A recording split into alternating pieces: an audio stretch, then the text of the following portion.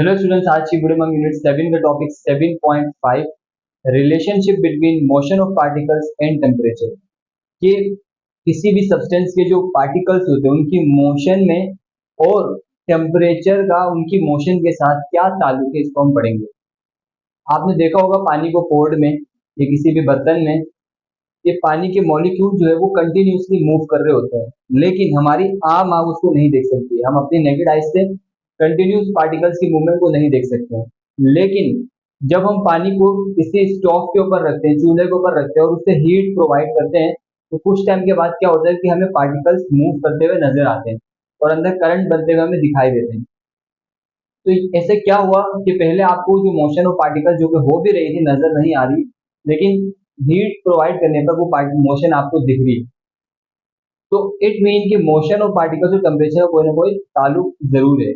अब ऐसे ही अगर आप किसी सब्सटेंस में से हीट को रिमूव करना शुरू कर दें, फॉर एग्जाम्पल आप पानी को उठा करके रेफ्रिजरेटर में रख दें, तो क्या होगा, हीट उसमें से कम होना शुरू होगी, पानी ठंडा होना शुरू होगा।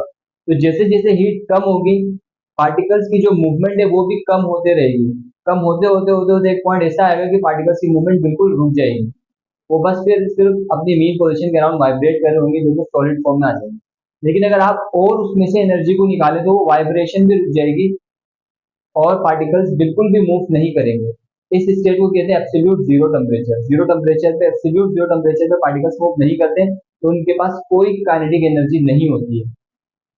और क्योंकि काइनेटिक एनर्जी नहीं है, पार्टिकल्स मूव नहीं कर रहे हैं, इसी वजह से उनमें प्रेशर भी जीरो होता है। प्रेशर कब क्रिएट होता है? जब पार्टिकल पार्टिकल से कोलाइड करते हैं, ये पार्टिकल कंटेनर की दीवार के साथ लगते हैं, तब प्रेशर जनरेट होता है। ठीक है, तो देखते हैं।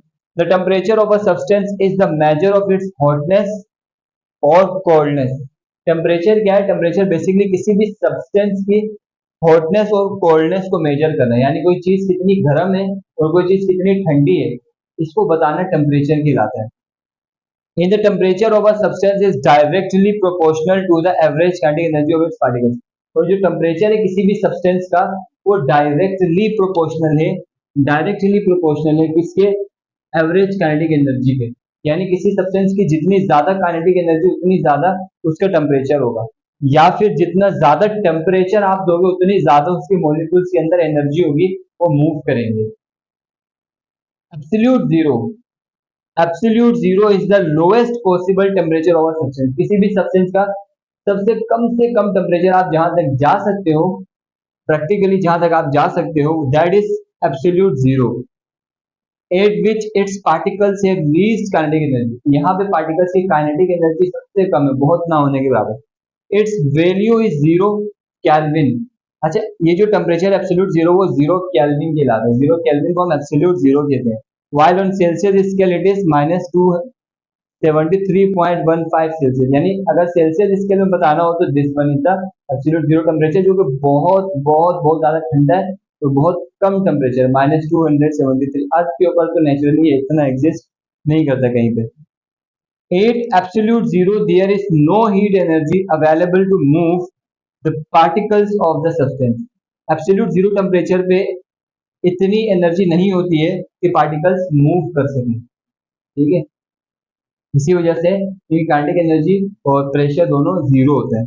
अब यहाँ पे अगर हम ग्राफ में देखें तो ये ग्राफ हमें ये बता रहा है जैसे जैसे हम टेम्परेचर को बढ़ाएंगे, मान लीजिए 10, 20, 30, 40, 50 केल्विन टेम्परेचर है, जैसे जैसे हम टेम्परेचर को बढ़ाएंगे वैसे वैसे काइनेटिक एनर्जी भी इंक्रीज कर रही है। देखिए ये ग्राफ ऐसे जा रहा है कि टेम्परेचर के बढ़ने से काइनेटिक एनर्जी भी बढ़ती है। फॉर एग्जाम्पल इस पॉइंट पे इतने टेम्परेचर पे इतना वॉल्यूम, फिर इस इतने टेम्परेचर पे यहाँ से यहाँ तक ज्यादा टेम्परेचर पे वॉल्यूम भी क्या हो गया, यहाँ से यहाँ तक ज्यादा कवर हो गया। तो जैसे जैसे हम टेम्परेचर को बढ़ाएंगे वॉल्यूम भी, सॉरी काइनेटिक एनर्जी भी इंक्रीज करती जाएगी। ठीक है, ऐसे यहाँ पे अगर आए तो यहाँ पे जो ग्राफ बना है वो टेम्परेचर और प्रेशर का बना है कि जितना आप अगर प्रेशर को बढ़ाते जाओगे, प्रेशर को बढ़ाओगे, तो क्या होगा, मॉलिक्यूल्स के बिटवीन में जो डिस्टेंसेस होते हैं, गैप होते हैं, तो इनके बिटवीन में अट्रैक्टिव फोर्सेस भी होती हैं।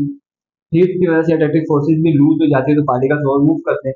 लेकिन जब आप प्रेशर लगाओगे, ऐसे करके प्रेस करोगे, तो मॉलिक्यूल्स करीब करीब आना शुरू हो जाएंगे, करीब करीब आएंगे।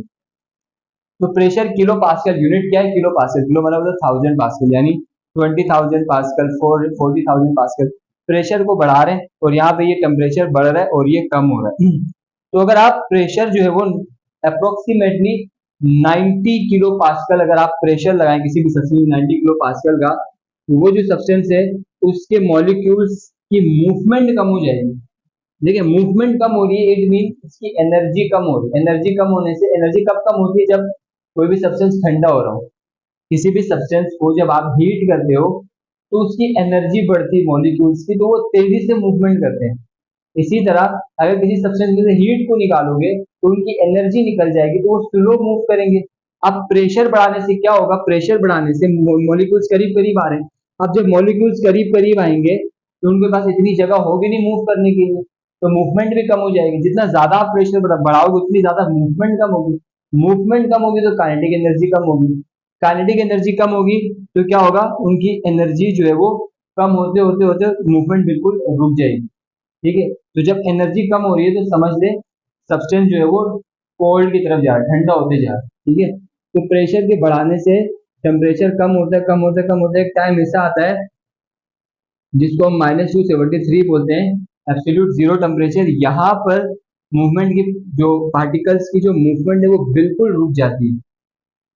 ठीक है, और यहाँ पे काइनेटिक एनर्जी क्योंकि पार्टिकल्स मूवमेंट रुक गई तो जीरो, प्रेशर भी जीरो। इस टेम्परेचर को हम कहते हैं एब्सोल्यूट जीरो टेम्परेचर। तो I hope it is clear.